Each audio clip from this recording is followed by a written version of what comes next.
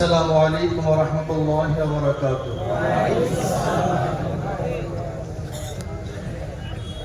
نحمد ونصلي على رسوله الكريم أما بعد.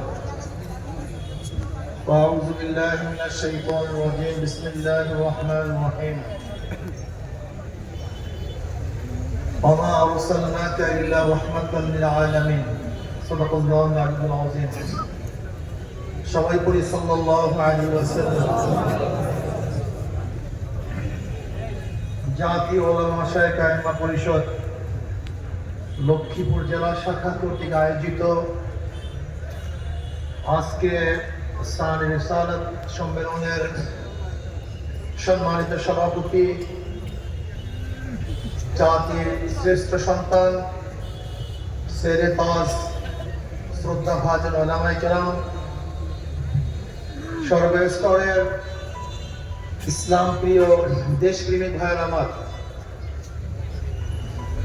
শানে রিসালাত, মানে রিসালাত, রিসালাতের শান কি, মান কি, নবীগণ দুনিয়াতে কেন আসছেন, আমার নবী আলাইহিস সালাতু ওয়াস সালামকে আল্লাহ পাক কেন প্রেরণ করেছেন। আল্লাহ পাক এই আয়াতের মধ্যে ফরমান, জনাব মুহাম্মদ রাসূলুল্লাহ সাল্লাল্লাহু আলাইহি ওয়াসাল্লামকে গোটা দুনিয়ার জন্য, গোটা আলমের জন্য, গোটা মাখলুকাতের জন্য রহমত হিসাবে প্রেরণ করেছেন। তিনি গোটা মাখলুকাতের জন্য রহমত, তিনি গোটা দুনিয়ার জন্য রহমত, গোটা মানুষের জন্য রহমত। মুসলমানদেরকে, মুসলমান শুধু নিজেদের জন্যই দুনিয়াতে আসেন নাই, উখরিজাত লিন্নাস, নবীর উম্মতকে পাঠানো হয়েছে গোটা মানুষের কল্যাণের জন্য, উখরিজাত লিন্নাস। জনাব মুহাম্মদ রাসূলুল্লাহ সাল্লাল্লাহু আলাইহি ওয়াসাল্লাম এমন এক সমাজ উপহার দিয়েছিলেন যে সমাজের মধ্যে সবাই নিরাপদ ছিল, শুধু মানুষ না। আপনারা জানেন ওমর বিন আব্দুল আজিজ রাহমাতুল্লাহ আলাইহি যখন ইন্তেকাল করেছিলেন, সেই সময় টেলিফোন, টেলেক্স, ফ্যাক্স ছিল না। গ্রাম্য এক কৃষক বলতেছিলেন ওমর বিন আব্দুল আজিজ দুনিয়াতে নেই। বলে বুঝলাম কি হবে? বলে ওই যে দেখো একটা হিংস্র প্রাণী, নেকড়ে বাঘ, নিরহ বক্তির উপর আক্রমণ করতেছে। যেহেতু ন্যায় পরায়ণ শাসক আজকে দুনিয়াতে নাই, বিধায় জুলুম শুরু হয়ে গেছে।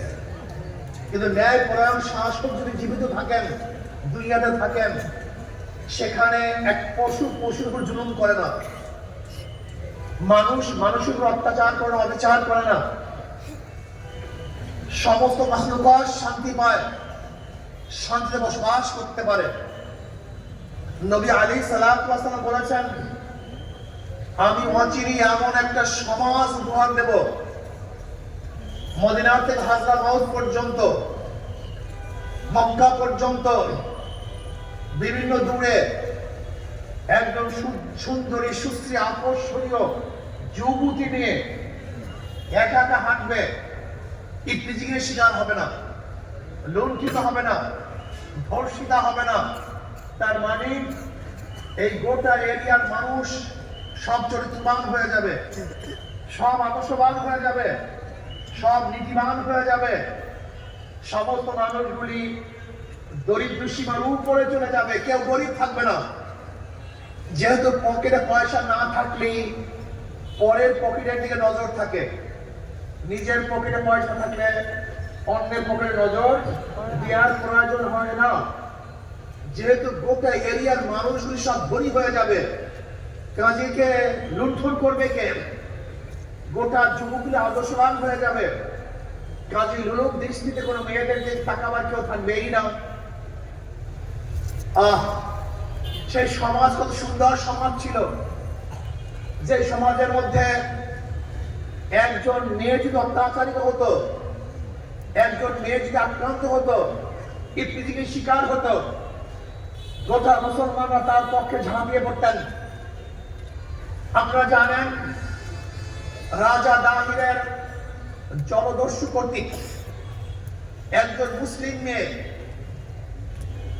অপদস্থ হওয়ার কারণে ওই মুসলিম মেয়ে ইরাকে গিয়ে হাজ্জাজ বিন ইউসুফের কাছে নালিশ দিয়েছিল যে আপনারা মুসলমান ভাইরা জিন্দা থাকা সত্ত্বেও আপনার এক মুসলিম বোন অপদস্থ হয়েছে, লাঞ্ছিত হয়েছে, অপমানিত হয়েছে। তৎকালীন সময় দ্বিতীয় অলিদের সময় ইরাক সিন্ধু প্রদেশে সৈন্য প্রেরণ করার মতো তাদের শূন্য সংখ্যা ছিল না, কিন্তু মোহাম্মদ বিন কাসিম রহমতুল্লাহ আলাইহি মাত্র 17 বছর যুবক, সে চিন্তা করছে যে মুসলমানের ভাইয়েরা জিন্দা থাকা সত্ত্বেও একজন মুসলিম মেয়ে আক্রান্ত হবে, অপদস্থ হবে, লাঞ্ছিত হবে, আর আমরা জিন্দা থাকবো, তা হতে পারে না। মোহাম্মদ বিন কাসিম 17 বছরের যুবক মাত্র 5000 সৈন্য নিয়ে রাজা দাহিরের 1 লক্ষ সৈন্যের বিরুদ্ধে আক্রমণ করেছিল। রাজা দাহিরকে হত্যা করেছিল, মুসলিম মেয়ের অপদস্থ অপমানের প্রতিশোধ গ্রহণ করেছিল। অথচ আজকে লক্ষ লক্ষ মুসলিম ভাইরা জিন্দা, লক্ষ লক্ষ যুবকরা জিন্দা, হাজার হাজার মানুষ জিন্দা, লক্ষ লক্ষ আলেম ওলামাদের ভারে গোটা বাংলাদেশ। মনে হয় যেন সব জায়গাতেই আলেম, সব জায়গাতেই তোলাবা, সব জায়গাতেই টুপি, সব জায়গাতেই দাড়ি, হাজারো মসজিদ থেকে আজানের ধ্বনি আসে, লেকিন আজকে বাংলাদেশের হাজারো মেয়েরা ধর্ষিতা হয়, হাজারো মা বোনদের চেহারার উপরে এসিড নিক্ষেপ করা হয়, হাজারো মা বোনদেরকে ধর্ষণ করার পরে খুন করা হয়। এই ঘটনা আপনাদের লক্ষ্মীপুরে ঘটেছে, লক্ষ্মীপুরে ঘটেছে ঘটনা। অথচ এখন আমরা হাজারো মুসলিম সন্তানের জিন্দা আছি। আসলে সত্যি বলতে কি, আমরা নামে মুসলমান, কাজে মুসলমান না। সেই চেতনা আমাদের মধ্যে নেই, সেই শান মান আমাদের মধ্যে নাই। নবী আলাইহিস সালাতু ওয়াস সালামের শান এবং মান আমাদেরকে শিক্ষা দিয়েছিলেন, সেই শান মান আমাদের মধ্যে নাই। আব্দুল্লাহ ইবনে হুযায়ফা রাদিয়াল্লাহু তাআলা আনহু হেরাক্লিয়াসের দরবারে ঢুকেছিলেন মাথা নত করে নয়, মাথা উঁচু করে। আব্দুল্লাহ ইবনে হুযায়ফা রাদিয়াল্লাহু তাআলা আনহু, আপনারা জানেন হেরাক্লিয়াস বলেছিল আমার কন্যাকে তোমার সাথে বিবাহ দেব, কিন্তু সেই বিবাহ লোভে দিতে পারেন নাই। প্রস্তাব দিয়েছিল আমি আমার রাজ্যের অর্ধেক তোমাকে দিয়ে দেব, রাজ্যের ক্ষমতার লোভে তিনি পারেন নাই। যে আবদ্ধ করা হয়েছিল সেই ভীতিত তার ঈমানকে টলাতে পারে নাই, তার সামনে তার সাথীদেরকে তৈরির মধ্যে বাধা হয়েছিল, লেকিন তারপর তার ঈমান থেকে বিচ্যুতি ঘটাতে পারেন নাই। তিনি বলেছিলেন হেরাক্কাল মুসলমান হতে পারে, জীবন দিতে পারে, কিন্তু কোনো বেঈমানের সামনে মাথা নত করতে পারে না। অথচ আমরা সেই মুসলমান শানে রিসালাত, মানে রিসালাত সম্পর্কে আলোচনা করি, কিন্তু আমাদের মাথার মতো হয় ফাসিকদের সামনে। আজকে আমার মাথা ঝুঁকাই বেঈমানদের সামনে না। মুসলমান জীবন দিতে পারে, মরতে পারে, রক্ত দিতে পারে, শহীদ হতে পারে, কিন্তু কোন বেঈমানদের সামনে মাথা ঝুঁকাতে পারে না। তোমরা কোন জাতি, তোমরা কারা? আজকে তোমাদের অবস্থাটা কি? জনাব মুহাম্মদ রাসূলুল্লাহ সাল্লাল্লাহু আলাইহি ওয়াসাল্লাম এই দ্বীনের দাওয়াত দিতে গিয়ে হাজারো কষ্ট সহ্য করেছেন। নবী আলাইহিস সালাতু ওয়াস সালামের মাথার উপরে উটের নারী ভুঁড়ি চাপিয়ে দেওয়া হয়েছিল, কিন্তু কলেমার থেকে সামান্য পরিমাণ দূরে সরে যান নাই। নবী আলাইহিস সালাতু ওয়াস সালামকে শিয়াবে আবু তালেবের মধ্যে 3 বছর আবদ্ধ করা হয়েছিল, ঈমান টলাতে পারেন নাই, বিচ্যুতি ঘটাতে পারেন নাই। হাজারো সাহাবাকে শুলে চড়ানো হয়েছিল, কিন্তু ঈমান ছাড়েন নাই। হাজারো মহিলারা জীবন দিয়েছেন, কিন্তু ঈমান দেন নাই। হাজারো আমার মুসলমান সন্তানেরা অকাতরে রক্ত দিয়েছিলেন, কিন্তু না, ঈমান ইসলামের সাথে আপোষ করেন নাই, অথচ আমরা শানে রিসালাত সম্পর্কে হাজারো আলোচনা করি, কিন্তু কই সেই ঈমান, কই সেই ইসলাম, কই সেই মান, কই সেই শান? নাই, কিছুই তো নেই। জনাব মুহাম্মদ রাসূলুল্লাহ সাল্লাল্লাহু আলাইহি ওয়াসাল্লামের একটা আদর্শ বাস্তবায়নের জন্য, একটা সুন্নাতকে জিন্দা করার জন্য সাহাবায়ে কেরাম রাদিয়াল্লাহু তাআলা আজমাইন ওয়াকাতরে জীবন দিয়েছেন, অথচ আমাদের সামনে হাজারো ফরজ নষ্ট হয়ে যাচ্ছে, হাজার ইসলামকে ধ্বংস করার চক্রান্ত করতেছে। দাবি করি মুসলমান, অথচ ইসলামের দুশ্মনদের সাথে আমাদের বন্ধুত্ব। দাবি করি মুসলমান, অথচ ইসলামের শত্রুদেরকে প্রতিষ্ঠিত করার জন্য হাজারো চেষ্টা করি। দাবি করি মুসলমান, অথচ মাউসুল, Karl Marx, Abraham Lincoln, Socrates, Plato, Aristotle, Montesquieu, Locke এবং রুশোকে নেতা মানি, তাদের নেতৃত্ব আমরা গ্রহণ করেছি, কিন্তু মুহাম্মদ আরবি, জনাব মুহাম্মদ রাসূলুল্লাহ সাল্লাল্লাহু আলাইহি ওয়াসাল্লাম নেতৃত্ব গ্রহণ করি নাই। তোমার চেয়ে বড় মুনাফিক আর কেউ হতে পারে না। আমি আশ্চর্য হয়ে যাই, তুমি কেমন মুসলমান, তুমি কেমন মুসলমান, তুমি কেমন মুসলমান। মুসলমানের সন্তান নবীকে নেতা বলে না। মুসলমানের সন্তানের মুখের মধ্যে স্লোগান থাকে, আমরা সবাই মুজিব সেনা, ভয় করি না বুলেট বোমা। আমরা সবাই জিয়ার সেনা, ভয় করি না বুলেট বোমা। আমরা সবাই এরশাদ সেনা, ভয় করি না বুলেট বোমা। কপাল পোড়া, তোমার জবানের মধ্যে স্লোগান হওয়া উচিত ছিল, আমরা সবাই নবীর সেনা, ভয় করি না বুলেট বোমা। আমরা সবাই রাসূল সেনা, ভয় করি না বুলেট বোমা। আমার নেতা তোমার নেতা বিশ্ব সেনা মুস্তাফা। এই স্লোগান হওয়া উচিত ছিল, স্লোগান আমাদের মধ্যে নাই। আজকে স্লোগান দেই, জয় বাংলা, অমুক বাংলা, তমুক বাংলা। কপাল পড়ার জবানের মধ্যে আল্লাহু আকবারের ধ্বনি আসে না, আল্লাহু আকবারের নামে ধ্বনি দেয় না, স্লোগান দেয় না। এমনকি অনেক দলের স্লোগানের মধ্যে আমি দেখেছি, যখন অনেক দলের সম্মেলনের মধ্যে কেউ আল্লাহু আকবারের স্লোগান দিয়েছে, ওই দলের লিডাররা বলেছে এই স্লোগান আমাদের দলের স্লোগান না, এই স্লোগান আমাদের স্লোগান না। হ্যাঁ, আল্লাহু আকবারের স্লোগান তোমার দলের স্লোগান না, এই স্লোগান মুসলমানদের স্লোগান। আল্লাহু আকবার স্লোগান মুনাফিকদের স্লোগান নয়, মুসলমানদের স্লোগান। আল্লাহু আকবার স্লোগান এই খ্রিস্টান এবং নাসারাদের স্লোগান নয়, এই স্লোগান মুমিনদের স্লোগান। আল্লাহু আকবার স্লোগান ঈমান ওয়ালাদের স্লোগান। এই স্লোগানের ভিত্তিতে আমরা রাজা গৌরব গবেদের তত্ত্ব তাওসকে ধ্বংস করেছিলাম। আজকে এই স্লোগানের ভিত্তিতে গোটা দুনিয়ার সমস্ত বাতিল শক্তিকে ইনশাআল্লাহ তসমাস করে ইসলামী রাজ কায়েম করবো ইনশাআল্লাহ। আল্লাহু আকবার,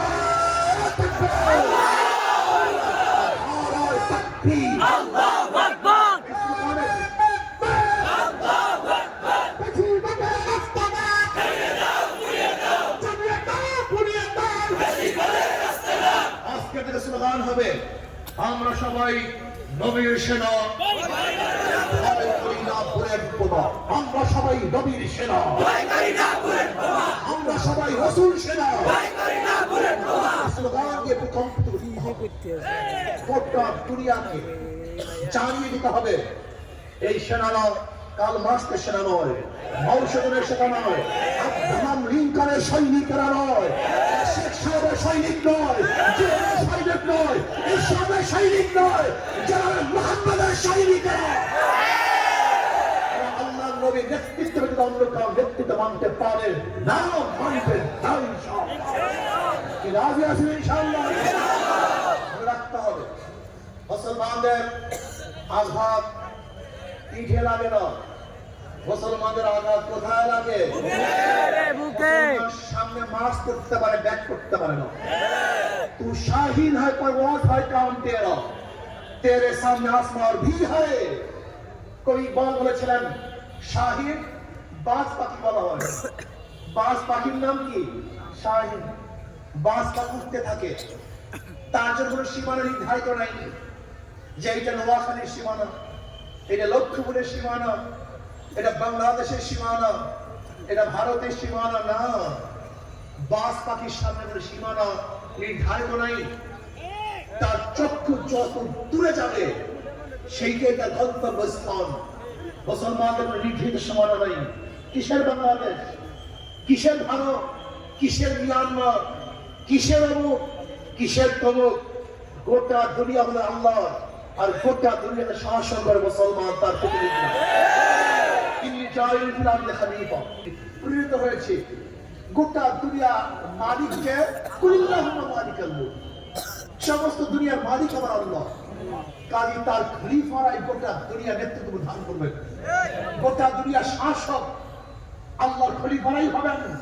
কাজে আমাদের জন্য কিসের সীমানা, কিসের বর্ডার? এই বর্ডার আমরা বুঝি না। আমরা বুঝি গোটা দুনিয়ার মধ্যে যেখানে জায়গা আছে সেখানে ইসলামের হুকুমত কায়েম হয়ে যাবে। যেখানে যাওয়া যায় সেই ইসলামের হুকুমত কায়েম হয়ে যাবে। দস্ত দস্তাই দরিয়া भी नहीं सोरे हमने, दस्त दस्ताई दरिया भी नहीं सोरे हमने, বাহরে জুলমত में দৌড়া दिया घोरा हमने। আমাদের জন্য কোনো চাটিয়ার ময়দান নেই। মুসলমান তো সাগরের মধ্যে ঘোড়া পদার্পণ করেছে। মুসলমান তো উত্তাল তরঙ্গকে বিজয় করে হুকুমত কায়েম করেছে। মুসলমান পাহাড় পর্বতকে বিজয় করেছে। মুসলমান এমন এক জাতি, যে মুসলমান জাতি যেখানে গিয়েছে সেখানে মানুষ মাখলুকাত শান্তি পেয়েছে। আমি বিশ্বাস করি আজকেও যদি বাংলাদেশ ইসলাম হুকুমত কায়েম হয়, বাংলাদেশের মানুষ শান্তি পাবে, মুক্তি পাবে। জীবনভর আপনারা বিভিন্ন মত এবং পথ, বিভিন্ন নীতি ও আদর্শ বাস্তবায়নের জন্য চেষ্টা করেছেন। এবার আসুন না সবাই সম্মিলিত ভাবে আল্লাহর জমিনে আল্লাহর হুকুমত, শানে রাসালাত, নবী আলাইহিস সালাতু ওয়াস সালাম যে দাওয়াত, যে আদর্শ, যে নীতি নিয়ে এসেছেন সেই অনুযায়ী দেশটাকে পরিচালিত করি।